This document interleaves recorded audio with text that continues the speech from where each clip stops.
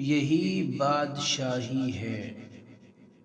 ایک مرتبہ کا ذکر ہے کہ حضرت ابراہیم بن ادہم رحمۃ اللہ علیہ دریا کے کنارے پر بیٹھے اپنی گدری سی رہے تھے۔ اچانک وہاں سے ایک وزیر کا گزر ہوا۔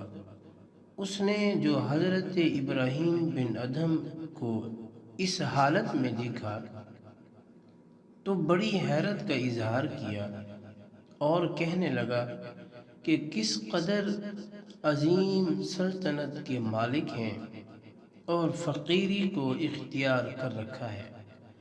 بادشاہ ہو کر فقیروں کی طرح گدری سی رہے ہیں، جبکہ ادھر ان کے نہ ہونے سے سلطنت برپا ہوئی جا رہی ہے۔ حضرت ابراہیم بن ادہم رحمۃ اللہ علیہ نے کشف کے ذریعے سے اس کے دل کی بات معلوم کر لی اور اس کو اپنے قریب بلایا۔ وہ وزیر آپ کے قریب آیا تو آپ نے اس سے فرمایا، تو نے اپنی سمجھ کے مطابق بات کی ہے۔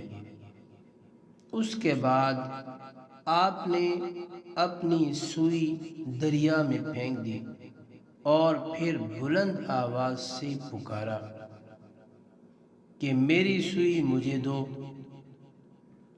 اچانک دریا کے اندر سے ہزاروں مچھلیاں اپنے اپنے منہ میں سوئی دبائے ہوئے پانی سے باہر نکلیں۔ حضرت ابراہیم بن ادہم رحمۃ اللہ علیہ نے پھر آواز دی، اے اللہ، مجھے صرف میری سوئی چاہیے۔ چنانچہ اسی وقت ایک دوسری مچھلی برآمد ہوئی جس کے منہ میں حضرت ابراہیم بن ادہم رحمۃ اللہ علیہ کی سوئی تھی۔